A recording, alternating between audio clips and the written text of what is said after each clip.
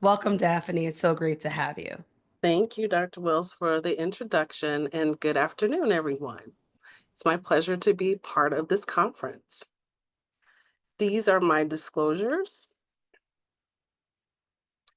and the objectives for today's presentation are to evaluate the pharmacologic approaches to address obesity pathophysiology, compare various pharmacotherapy options for obesity management, design a practical, holistic, patient-centered therapeutic plan for treatment of obesity. These are the abbreviations which I'll be using during the presentation. Let's begin with a patient, KC, a 37-year-old female with a body mass index of 38.6, presents to a family medicine clinic for an annual wellness visit. KC uses she, her pronouns. She has gained about 20 pounds within the past 4 months and has family and work-related stress. Casey has noticed a lack of energy, has difficulty sleeping, and is experiencing constant hunger. Casey has a family history of hypertension and type 2 diabetes. She is concerned that she is at risk for both conditions. She has tried to make improvements in her nutrition and be more physically active. However, notices that her weight continues to increase. Casey is self conscious and depressed about the changes in her weight and requests a medication for weight loss today. As you're aware, obesity is a serious chronic disease associated with multiple health complications, including diabetes, cardiovascular disease, obstructive sleep apnea, and musculoskeletal conditions. More than 2 in 5 adults and 1 in 5 children in the United States are affected by obesity. Obesity affects approximately 36% of the Illinois population. And in the United States, $173 billion per year is spent on obesity related healthcare. Obesity is defined as a body mass index of 30 or higher, and we know that there are some limitations with using body mass index. So this could be used as a screening tool with confirmation of obesity using waist circumference or waist to hip ratio. This particular diagram kind of explains what's already been discussed earlier today, but just to remind you that POMC is very im- influential in the control of weight. We do know that our incretin hormones, particularly GIP and GLP-1, are affecting satiety, decreasing gastric emptying. We also know amylin is also part of that process. The amount of weight loss improves obesity related complications. So, for example, even up to a 5% reduction in weight, we could see improvements in hypertension and hyperglycemia. Weight loss of 5 to 10% could improve type 2 diabetes, hyperlipidemia, PCOS, and also the metabolic associated liver disease. Weight loss 10 to 15% can improve cardiovascular disease, obstructive sleep apnea, GERD, the metabolic associated liver disease, urinary stress incontinence, and osteoarthritis. Greater than 15% weight loss could result in type 2 diabetes remission, improving heart failure with preserved ejection fraction, and reducing cardiovascular mortality. There are various options for obesity. So the pharmacotherapy uh, choices that we have at this time are tirzepatide, semaglutide, liraglutide, naltrexone, bupropion combination, the combination of phentermine and topiramate, phentermine used alone, and orlistat. This particular figure just reminds us of the biological effects of GIP. So we can also know GIP as glucose dependent insulotropic polypeptide or the gastric inhibitory polypeptide. We do know that both could be involved in increasing the production of insulin. We do know that there is a possibility of increased osteoblast function, so the increased formation of bone. So let's get into the individual products. Tirzepatide, this is a long-acting GIP and GLP-1 receptor coagonist. So we have one chemical structure that is affecting both incretin hormones. So this particular product is an amino acid sequence, including a C20 fatty diacid moiety that enables albumin binding and prolongs the half-life. So the estimated half-life is about 5 days, which enables a once weekly dosing. This product mimics endogenous GIP and GLP-1 by binding to their receptors in the hypothalamus and the pancreas.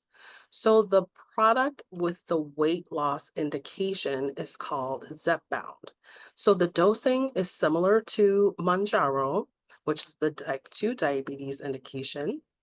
So it's 2.5 milligrams given subcutaneously once weekly for 4 weeks. Then the dose can be increased to 5 milligrams once weekly. So the titration is an increase in 2.5 milligram increments at least every 4 weeks with a maximum dose of 15 milligrams once weekly. So we want to make sure we're maintaining a dose for at least 4 weeks before the medication is titrated to the next dose. The indications for Zepbound include weight reduction. So it's indicated for obesity and overweight in the presence of at least one weight-related comorbid condition. And recently, there is a new indication for moderate to severe obstructive sleep apnea. So I'm going to share with you the information from one of those studies. Subcutaneous administration in the abdomen, thigh, and the back of the upper arm. And this particular product is a single-use pen, and so there are individual pens for each increase in the dose. There is also a single-use vial that is available from Lilly Direct. So that is the company that is manufacturing the tirzepatide. So each vial is a 0.5 milliliter vial. There is the preference of a 1 milliliter syringe to be used. And this particular medication allows patients who might not have insurance to access medication directly. So the adverse effects are gastrointestinal. Nausea is the most common adverse effect. Vomiting, you could see diarrhea or constipation, abdominal pain, dyspepsia, fatigue, belching or burping, hair loss, and GERD. With the use of tirzepatide, we must consider whether a patient is taking medications for glucose management. So if a person's taking insulin or insulin secretagogue, such as sulfonylurea or maglidinide, this may increase the risk of hypoglycemia. Therefore, consider reducing the dose of insulin or the insulin secretagogue. Tirzepatide might impact the absorption of concomitantly administered oral medications. So we have to monitor medications with a narrow therapeutic index, for example, if someone was taking warfarin. Oral hormonal contraceptives may be less effective. So it is recommended to switch to a non-oral contraceptive or add a barrier method for 4 weeks after the initiation or dose escalation of tirzepatide.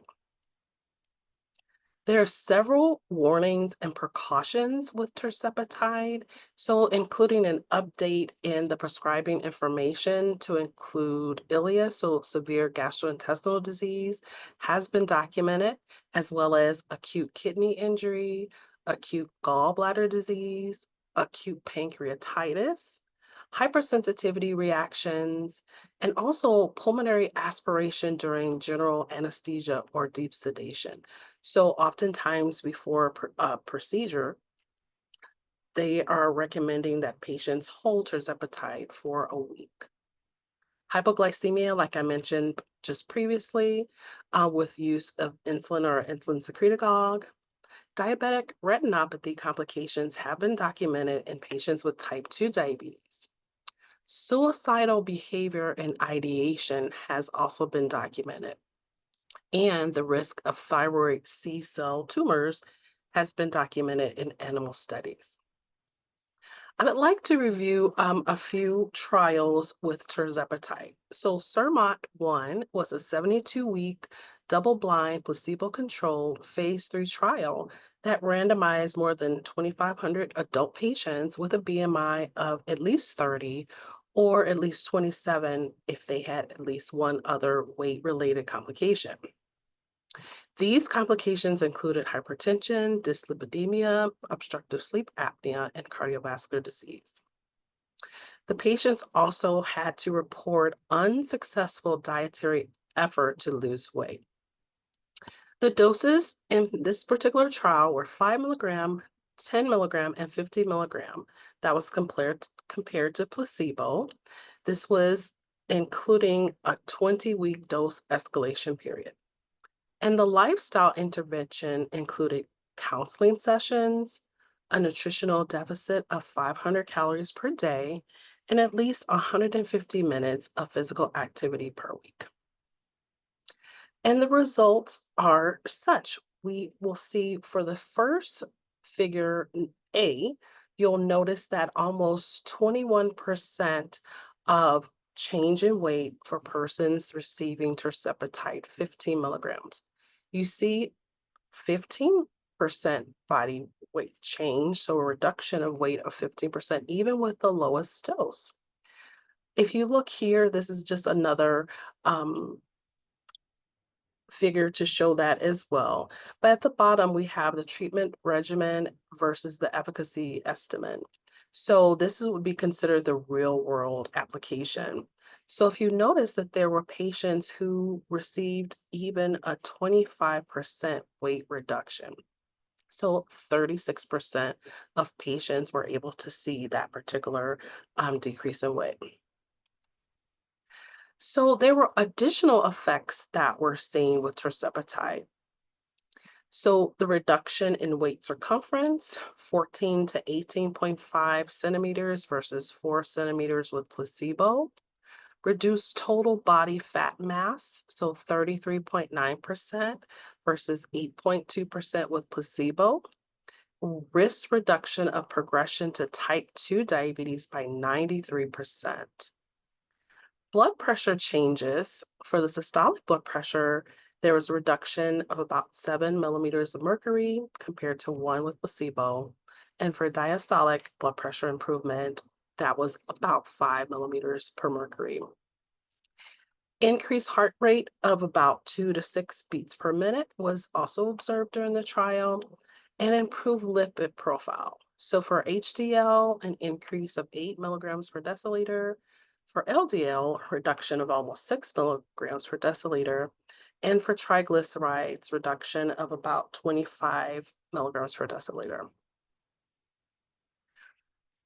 The next trial is focused on diabetes prevention as well. So this was the SURMONT 1, but the 3-year safety outcomes and looking at the efficacy of weight reduction and delay in progression to type 2 diabetes. So a little bit more than 1,000 patients had pre-diabetes, the same dosing regimen as I mentioned previously. The changes in weight, 5 milligrams, about 12%. Weight reduction, 10 milligrams of tirzepatide, close to 19%. And tirzepatide was 15 milligrams was close to 20% compared to a little bit more than 1% with placebo. The progression to type 2 diabetes at 176 weeks, there were only 1.3% of patients that received tirzepatide that progressed to type 2 diabetes, compared to about 13% in persons receiving placebo. After 17 weeks without treatment, there were only 2.4% of patients receiving tirzepatide that progressed to having type 2 diabetes compared to 13.7% in placebo. So this particular slide is just reviewing what I previously stated. I just want to mention for the panel B, the change in body weight. If you take a look here, this was the period of time off treatment. So there was some increase in body weight, but it wasn't a statistically significant amount. Another trial looked at continued treatment with tirzepatide for maintenance of weight reduction in adults with obesity. So this was the CERMOT 4 trial. So there were 670 participants that were randomized. So these patients were receiving tirzepatide for 36 weeks, and they were comparing persons with tirzepatide receiving 10 or 15 milligrams after a lead-in of 36 weeks, or placebo receiving that after the 36 week period of tirzepatide. So if you take a look, we have patients that were able to have a 5.5% reduction in body weight compared to placebo of a 14% weight gain. So we know that obesity is a chronic condition, so having the medication continued would help maintain some weight loss reduction. The most recent information about tirzepatide was for the study of patients that had obstructive sleep apnea. There were actually two phase 3 double-blind randomized controlled trials involving adults with moderate to severe obstructive sleep apnea and obesity.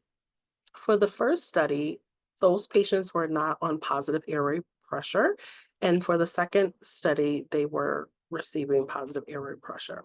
The doses were tirzepatide 5, 10, and 15 milligram once weekly versus placebo. So if you take a look here, this is the treatment regimen estimate to the left and the efficacy estimate to the right for panel A. And for the reduction of weight, it was 19.7% and tirzepatide 15 milligram once weekly. The change in the body weight also reflects the same amount as I mentioned for a previous study for CERMOT. And looking at the incidence of type 2 diabetes, it was maintained where patients weren't progressing to type 2. Daphne, you froze for about a minute there. Oh, really? Yeah. Okay. So should I go back to this slide here? Uh, that What? might have just been for you, Dr. Wells, because she didn't freeze for me. Oh, Yeah, because sorry. Okay, okay, sorry. that's okay. Well, thank you for letting me know, because if there's an issue, I definitely want to address it. All right, so CERMOT 5, this is tirzepatide versus semaglutide, and this has not been yet published, but this was a phase 3B open label randomized trial of tirzepatide 10 milligrams or 15 milligrams once weekly compared to semaglutide 1.7 milligrams or 2.4 milligrams once weekly. There were 751 participants randomized, and the results in body weight at 72 weeks were 20.2% in the tirzepatide group compared to 13.7% in the semaglutide group. And these results were announced by Eli Lilly Canada in December of 2024, and it was stated that they will be published and presented sometime this year. This brings me to semaglutide. So this is another GLP-1 receptor agonist. So it's activating the POMC neurons and the neuropeptide Y neurons in the hypothalamus to promote satiety and suppress appetite. And this main mechanism is albumin binding, which is facilitated by a modification of lysine within the chain. There's also a modification in position 8, so that is providing stabilization against the degradation from the DPP4 enzyme, which usually will break down the incretin hormones. There was a minor modification to position 34 to ensure the attachment of only one fatty diacid. The elimination half-life is approximately 1 week, which allows for once weekly dosing. The indications for the weight loss management, so that's what Wegovy is the brand name, is to reduce the risk of MACE, so the major adverse cardiovascular events. So that's cardiovascular death, non-fatal MI or non-fatal stroke, in adults with established cardiovascular disease and either obesity or overweight. Another indication is to reduce excess body weight and maintain weight reduction long term in adults and pediatric patients aged 12 years and older with obesity, adults with overweight in the presence of at least one weight related comorbid condition. The similar adverse effects, mostly gastrointestinal, as with tirzepatide, but there were a couple additional adverse effects, such as dizziness and nasopharyngitis. Just want to point out that the Wegovy pen is a single-use pen, and that's different from the multiple-use Ozempic pen. For the semaglutide titration for the weight indication, it's the initial dose of 0.25 milligrams subcutaneously once a week for 4 weeks. The next dose is 0.5 milligrams once weekly for 4 weeks, and the titration can be to 1 milligram for 4 weeks. The maintenance dose really depends on the tolerability and whether someone has been achieving their weight goals. So maintenance dose could be 1.7 milligram subcutaneously once weekly, or the 2.4 milligram dose, that's the recommended maintenance dose, and that's the highest dose available for the weight indication. So as a reminder, for the semaglutide diabetes indication, the highest dose is 2 milligrams. Just some drug interactions and concerns. Because of potential for fetal harm, it is recommended that semaglutide is discontinued at least 2 months before planning for pregnancy. Unpleasant sensation has been documented, 0.2 to 0.4% versus 0.1% in placebo. And I have for you the link to check for insurance coverage. Just a few days ago, the company talked about providing Wegovy for a price of $4.99, which is similar to what's been offered for tirzepatide. Just a couple of tips when prescribing semaglutide. These are the particular NDC numbers, as well as the day supply and the recommended prescribing directions. So if you notice that for the 0.25, 0.5, and 1 milligram doses, it should be a 28-day supply with the intent of using it for 4 weeks and increasing to the next dose. For the 1.7 and the 2.4 milligram doses, those could be prescribed for a 3-month supply. So I'm just going to review a couple of studies. So semaglutide and obesity without diabetes. So this was a randomized double-blind placebo-controlled trial at 129 sites in 16 countries. More than 1,900 adults with a BMI of at least 30 or 27 in persons with at least one weight-related coexisting condition without diabetes were studied.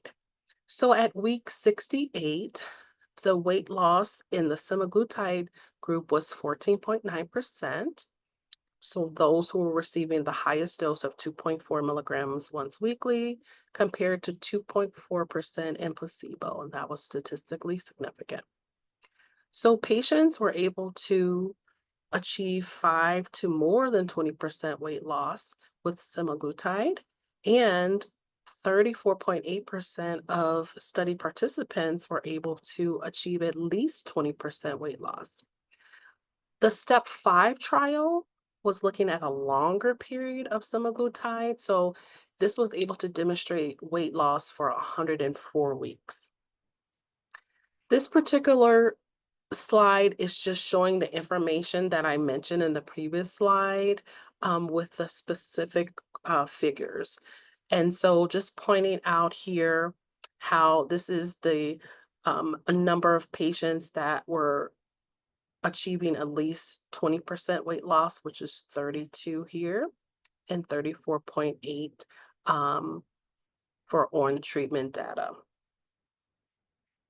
So what about cardiovascular outcomes? That's one of the things that we're always concerned about with new medications. So the SELECT trial was a multi-centered, double-blind, randomized, placebo-controlled, event-driven superiority trial. And more than 17,600 patients were enrolled at 804 clinical sites in 41 countries. There were patients that were 45 years of age or older with a BMI of at least 27. 72% of the study participants were male and 84% were white Caucasian. The mean duration of 33 months of semaglutide 2.4 milligrams once weekly reduced the risk of composite of death from cardiovascular causes, non-fatal MI, or non-fatal stroke by 20%. I wanted to include just information of semaglutide compared to dulaglutide. So dulaglutide does not have a weight indication at this time. I just wanted to point out there was a particular study looking at patients with type 2 diabetes. So the first panels were showing the glycemic outcomes. But for figure G and H, this is just showing comparing semaglutide at low to middle doses, so 0.5 and 1 milligram doses were able to provide significant weight loss compared to dulaglutide. There was a trial that compared semaglutide to once weekly to daily liraglutide on body weight in adults with overweight or obesity without diabetes. So this is the step 8 randomized clinical trial. So there were 338 patients randomized to this particular trial. 126 received semaglutide 2.4 milligrams once weekly, and 127 patients received liraglutide 3 milligrams daily. And so, and 85 patients were given placebo. So the results were in the semaglutide group, 15.8% weight reduction. So this is baseline to week 68. For the liraglutide, 6.4% weight loss, and placebo, 1.9% weight loss. Now, liraglutide is a medication that has been available for type 2 diabetes for a long period of time. The thing that is interesting is that this particular compound is very close to endogenous human GLP-1. And so this was made by attaching a C16 fatty acid with a glutamic acid spacer, and that allows for the use of this compound. And the elimination half-life is 13 hours, and this is given once daily. There is a difference in the dosing for the weight management indication. So Saxenda is the brand for liraglutide. So the dose that's considered therapeutic or maintenance dose is 3 milligrams. So for the first week, start at 0.6 milligrams once daily. The second week, increase to 1.2 milligrams daily. Week 3, increase to 1.8 milligrams daily. Week 4, dose is increased to 2.4 milligrams daily. So it takes 4 weeks before we can even get to the 3 milligram therapeutic maintenance dose. Using Saxenda, it's recommended that there is a 16-week assessment. If the patient has not lost at least 4% of their baseline body weight by this time, it's recommended to discontinue the medication. This is just a picture here. This is a multi-use pen, and so pen needles are used to administer the medication.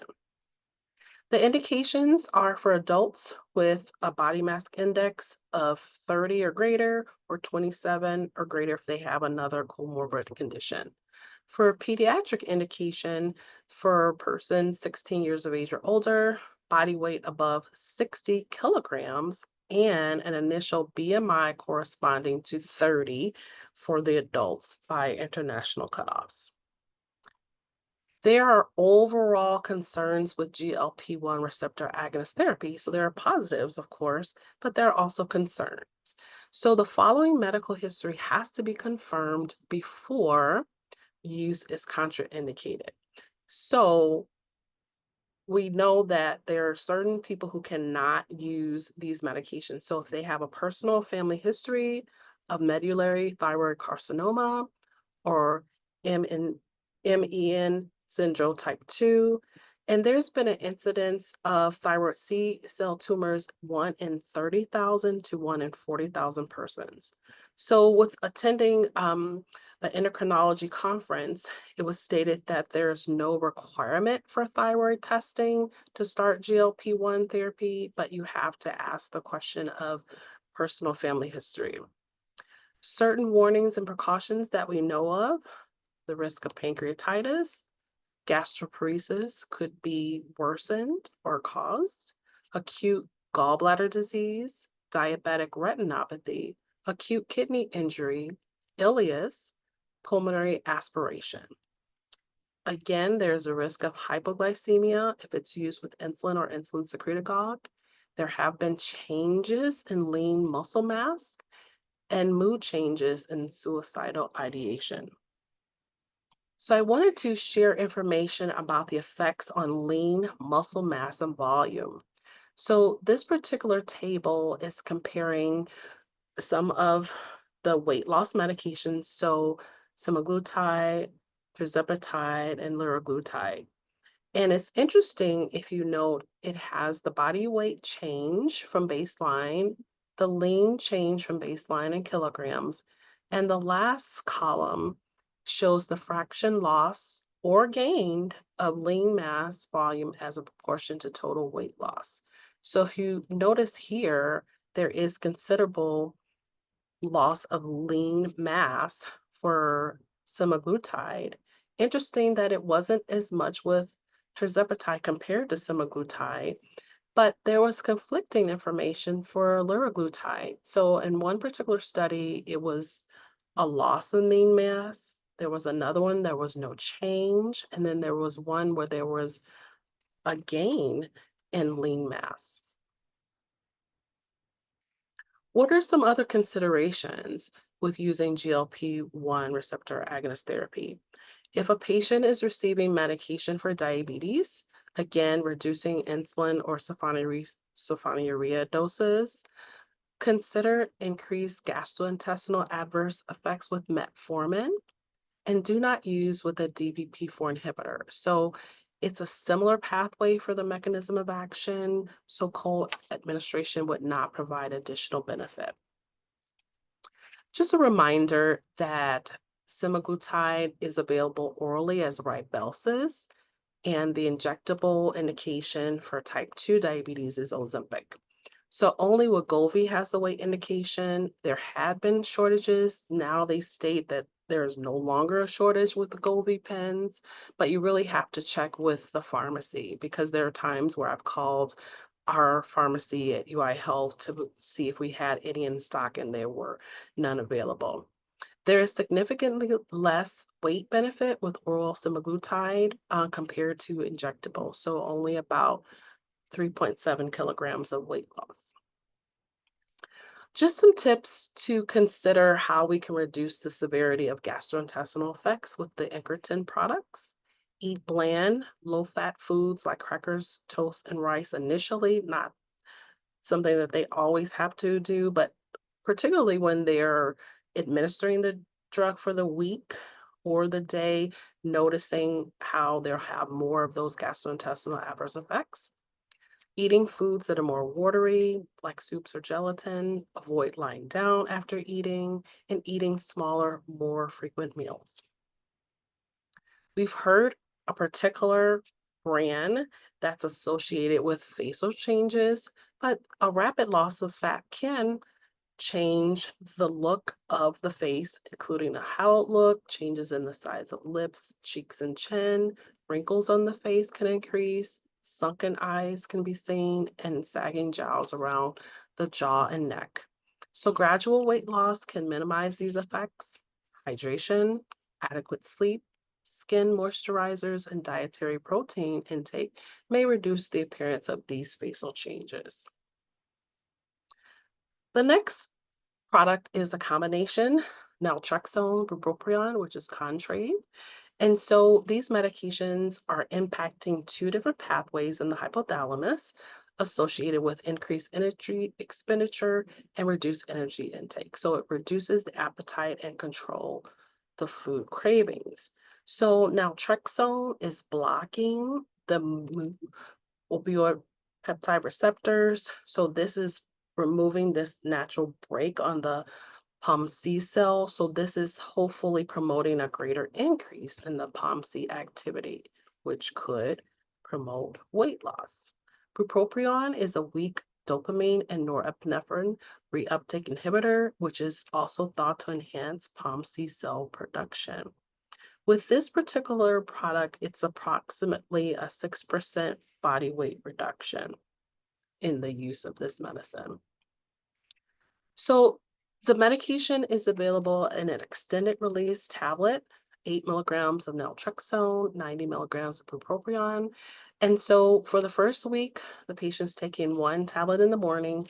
Second week, one tablet twice daily. Third week, two tablets in the morning, one tablet in the evening. And in the fourth week and moving forward, the dose should be two tablets twice a day. There are several contraindications, including uncontrolled hypertension, if a person has seizure disorders or eating disorders, if they are using some medications such as benzodiazepines, barbiturates, and anti-epileptic drugs. Also, chronic opioid use is considered a contraindication, as well as the use of MAO inhibitors. The warnings and precautions include suicidal behavior and ideation, increased blood pressure and heart rate, which was minimal, but it was stated, hepatotoxicity, angle closure glaucoma, the concern of possibility of hypoglycemia, and it was recommended to monitor blood glucose due to the change in weight. Several drug interactions that are affecting certain CYP2DC, 2D6, and CYP2B6 inhibitors and inducers. This medication can also cause a false positive urine test for amphetamine. The phentermine and topiramate, cosimia, that combination works on receptors in the hypothalamus to suppress appetite and induce satiety. So phentermine, it stimulates norepinephrine and dopamine, which is thought to stimulate the POMC neurons. The topiramate is a GABA modulator. So this is thought to help with the output of certain neurotransmitters that are inhibiting appetite. Approximately 11% reduction in weight was seen at 56 weeks of therapy, and the dosing is initially 3.75 milligrams of the phentermine and topiramate combination, 23 milligrams daily for 14 days. That dose then increases to 7.5 milligrams, 46 milligrams daily for 12 weeks, 11.25, 69 milligrams for 14 days, and then the maximum dose is 15 per 92 milligrams. It's interesting because you start with 14 days, then the second dose is maintained for 12 weeks. The next dose is 14 days, and then you can increase to the max dose. Several contraindications and warnings. So, of course, pregnancy, glaucoma, hyperthyroidism, and the use of MAO inhibitors. Warnings and precautions include fetal toxicity, suicidal behavior and ideation, angle closure glaucoma and acute myopia, mood and sleep disorders, and cognitive impairment. Several adverse effects, including dizziness, having a persistent foul and metallic taste, issues with sleep, constipation, dry mouth, increase in heart rate, and creatinine. Phentermine used alone resulted in a 7.4% reduction in weight. The dosing is 37.5 milligrams daily before breakfast or 1 to 2 hours after breakfast. The adverse effects include primary pulmonary hypertension, valvular heart disease, hypertension. It's thought to affect the ability to engage in certain tasks. There are withdrawal effects with prolonged high dose administration. Overstimulation has been documented, palpitations, and tachycardia, as well as insomnia. Orlistat is a medication that is blocking the absorption of fat. So it reversibly binds to inhibits gastric and pancreatic lipases in the intestines. So one of the things that we know is that fat is going to be in the stool, and so most of the adverse effects are gastrointestinal. There's an over-the-counter formulation Ally, which is 60 milligrams 3 times a day with a meal that contains no more than 30% of calories from fat. And you can take up to an hour after eating. What happens if a person ingests more than 30%? They're going to have more of the gastrointestinal adverse effects of ingesting more than 30% of calories from fat. The prescription formulation is 120 milligrams 3 times a day with a meal. The prescription formulation provided the largest weight loss benefit, which was 9.6% compared to placebo of 5.6%. The contraindications include chronic malabsorption syndrome and cholecystitis, and the adverse effects, flatulence with discharge, fecal urgency, fatty, oily stool, oily evacuation, increased defecation, and fecal incontinence. So several warnings and precautions. Orlistat can decrease cyclosporin exposure. It's recommended to take a multiple vitamin that contains fat-soluble vitamins. There have been rare cases of severe liver injury or acute hepatic failure. There could be an increased risk of urinary oxalate. There could be also the risk of gallstones. We want to make sure persons that have any risk of renal insufficiency, we have to monitor the renal function. We want to, of course, exclude organic causes of obesity, such as hypothyroidism, before prescribing orlistat. And like I mentioned previously, the gastrointestinal effects will increase if there is more fat ingested. I wanted to provide a weight comparison table for you that shows the mechanism of action between the products, the FDA approval for which populations and age, the administration and titration, and the overall weight benefit. So if you see here that tirzepatide compared to the other products provides the most weight benefit compared to placebo, followed by semaglutide. So let's go back to our patient KC. So the patient had a BMI of 38.6.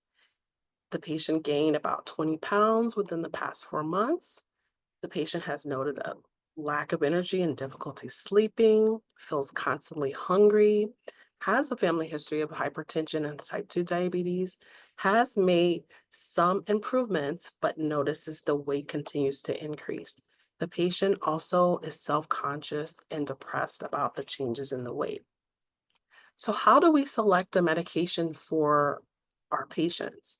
We have to consider comorbidities, contraindications, the cost of the medication, and of course, choice.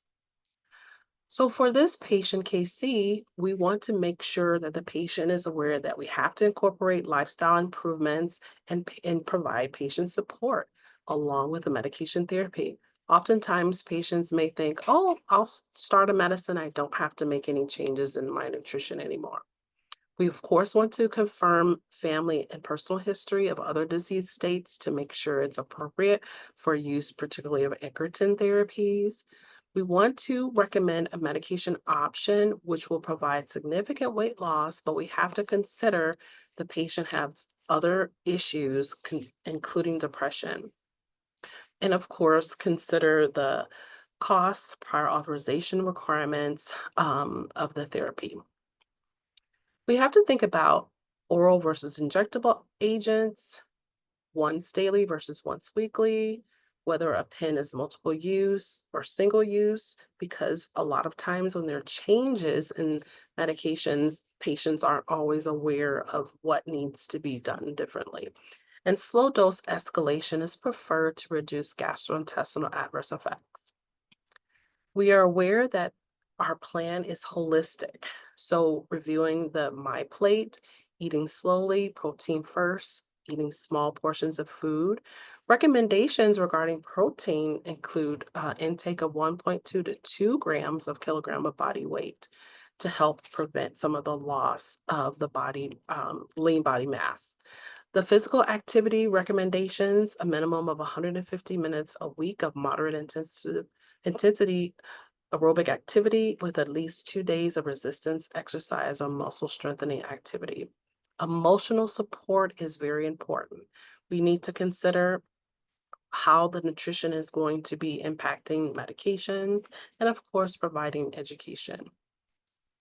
Just to share that there are provider discussion tools, so strategies to overcome and prevent Obesity Alliance, which addresses barriers of obesity management, including discomfort with the topic.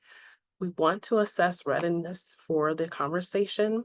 We want to use person centered language and utilize motivational interviewing strategies. I want to share some prospective pharmacologic therapies for obesity. So, retatrutide, that's a triple hormone receptor agonist. So, it's affecting GIP, GLP-1, and glucagon. So there, in this particular trial, at 48 weeks with a dose of retatrutide, 12 milligrams once weekly, there was a 24.2% weight reduction compared to 2.1% in placebo. I'm sharing this particular slide because retatrutide was included in a comparison article about can resistance exercise optimize changes in body composition. If you notice here that compared to tirzepatide, it was providing a little bit more of weight benefit, so 24.2% change in body weight in one particular study. Or for glipron is a once daily GLP-1 for adults with obesity. So this particular trial looked at patients for 36 weeks, and at the highest dose of 45 milligrams once daily, we saw patients with about 15% in body weight. High dose oral semaglutide has been studied. So this is the OASIS 1 trial, so looking at 50 milligrams. So we think about oral semaglutide use now, 14 milligrams is usually the highest dose that's used daily. So for this phase 3 trial for 68 weeks, there was a 15.1% weight loss reduction versus 2.4% in placebo. And there was a change in waist circumference of 13 centimeters versus versus 3, centimeters in placebo. And blood pressure, the systolic improvement was 6.6 millimeters of mercury compared to 0.3 in placebo. And diastolic improvement was 2.4 millimeters per mercury compared to 0.6 in placebo. You may have heard about a long-acting amylin analog, which is calcagrenulide, which is a long-acting amylin analog, which promotes satiety, slows gastric emptying, and suppresses postprandial glucagon response. So a 26-week trial was conducted with the dose of cagrilintide of 4.5 milligrams once weekly compared to liraglutide 3 milligrams. Over 700 adults were enrolled with BMI of 30 or 27 with another comorbid condition, such as hypertension or dyslipidemia. So cagrilintide 4.5 was given, and that should be milligrams. That's 10.8% weight loss in that group compared to 9% in the liraglutide 3 milligram group. So lastly, I just want to share a new medication by Gripumab, which is a human monoclonal antibody which inhibits activin type 2 receptor. And this is thought to promote excess adipose tissue loss and improve insulin resistance. So this is a very small study. So only 58 individuals were randomized and analyzed. So the dose it's an infusion. So a 10 milligrams per kilogram dose up to 1,200 milligrams that was given over 30 minutes every 4 weeks for 48 weeks. So 12 doses compared to placebo. And in the study group, 21% receiving the active drug, 21% of total fat mass, at 48 weeks compared to 0.5% in placebo. So again, there's going to be more information. This is a trial that just came out a few years ago. So hopefully we'll be learning more about this particular compound. And just summarizing all of the information, I know I reviewed a lot and I wanted to go through everything quickly to consider time and for questions. But we want to remember obesity is a prevalent chronic disease which can lead to multiple complications and comorbidities. There are various medication options for obesity management, including the use of incretin therapies. Dual incretin hormone therapy has demonstrated significant weight reduction with additional cardiovascular benefits.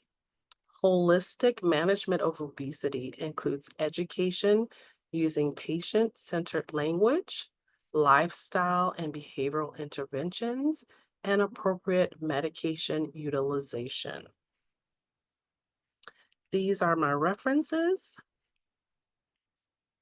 And I welcome any questions that you have at this time. All right, Daphne, thank you so much for your presentation. And I there are a few questions. We don't have a lot of time. So what I'm going to ask is we're going to go through a few questions and then ask if you could stick around and answer some of the other questions in Sure, the chat. So we'd absolutely. appreciate that, Dr. Smith Marsh. So I'm going to start with some of these questions. So the first question is, I think this was related to one of the studies that you were talking about with tirzepatide. Mhm. And the question was this suicidal ideation only or suicide? I'm not sure what they were referencing. Yes, so it said suicide ideation. So I don't have a percentage of actual suicide. I can take a look and see if there's information, but it was suicidal ideation. Okay. And the next question was, did the diabetic retinopathy get worse? Yes, so we have to monitor patients. So looking at what type of retinopathy they might have. I'm sorry, I have two different screens. I'm trying to look at the chat and look at this side. But progressive diabetic retinopathy would be more of a concern for the use of these medications. Okay. So with Zepbound, is there a safe or expected amount of weight loss during the initial phase of treatment? And what is the recommended titration schedule for increasing the dose? So the recommended titration is 4 weeks. So for Zepbound, it's 2.5 milligrams for 4 weeks, go to 5 milligrams. So we want patients to be on at least 5 milligrams because in the studies, when we saw about 12% of weight loss, so that was the lowest amount that was studied to provide the weight loss. So we want to make sure that they're getting at least the 5 milligram dose. Okay. For semaglutide, any studies measuring the metabolic markers, CRP, insulin levels, etc.? Yeah, so insulin levels were looked at, but as far as CRP, I'm not sure. I would have to take a look at that. I don't know that off the top of my head. Okay. Why is the dose of liraglutide different in obesity management compared to diabetes care? A good question, because that's the same thing that we have to think about for semaglutide. The dose is different. I think they were noticing that a higher dose was providing some weight benefit. And so in the studies, they were increasing the amount. So that's how they got the indication for that particular weight loss medication. Right. I think I saw some studies that said the exact same thing, that higher doses resulted in weight loss, and that's why those got those indications. Um, should we be doing more frequent eye exams in patients with who are taking these medications, screening them for things like glaucoma and retinopathy? Yes, that is a recommendation. It's interesting because I know in my practice setting, we're trying to get people just initial screenings. They're not doing their yearly eye exams to begin with. So definitely, I think that's something that should be done. We talked about doing eye screenings in our clinic at Mouse Square. So yes, I would definitely say that that should be recommended to do. All good information. Is cholecystectomy a contraindication for using a GLP-1? It's a relative contraindication, so it's not a absolute contraindication. So it's kind of like considering we really want to be cautious with patients, but it's not considered an absolute contraindication. Okay. I think we might make it through. So Okay. for Yeah. the step trials, is that sustained weight loss on or off therapy? So when I was showing you the slides and I just took the slides down, so there was a period of sustained weight loss and there was a little bit of weight increase after the off treatment period. So there was a particular study for semaglutide that they were looking at continued um, dosing as well as continued dosing for tirzepatide. So that was a study that I pointed out. So there was a little increase in the weight, but they overall were maintaining weight loss, which is Off the a medication. positive thing. Okay. And that was at 2 years, you said? No, that wasn't 2 years. So it was, I'd have to look at the slide. It was 172 weeks Okay, initially, okay. and then it was 193 was the off treatment period. Okay. So it wasn't, yeah, it wasn't another year. Okay. All right. So if the brand name Contrave or is it Cusima? Yeah. Cusimia are Mhm. not covered by a patient's insurance. Can we send the medications separately and would those be covered? And I want to ask you this too because I have been separating them. Um, and because I can never get Contrave covered. So I use bupropion and naltrexone and I was looking up. So can you tell us a little bit more about that? What the proper dose should be and how you should be titrating those or managing those when you do it separately? So if you're going to be doing it separately, you do want to kind of think about the increase. So the 14 days, like I mentioned, for the initial dose, then it was a 12-week, the middle dose, and then it was an increase for 14 days till you got to the maximum dose. So you have to take a look at how, of course, they're tolerating, but you should be increasing. And I don't know how that's going to be with insurance because usually they want like a 30-day supply. So, like for that 14-day titration period, that might be a challenge. They might have to be on a particular dose for the 30 days, for instance. Yeah, what I did was I did like I looked it up and other people were doing like 150 milligrams for like maybe 7 days to see how they tolerate it and then increasing it to 300 milligrams. So when I've written a prescription like that, it has been covered. Have you had any experience with that? Not recently doing it the way that you're explaining it. So I think you're just gonna have to see how you can get it covered, but it's gonna be an individual.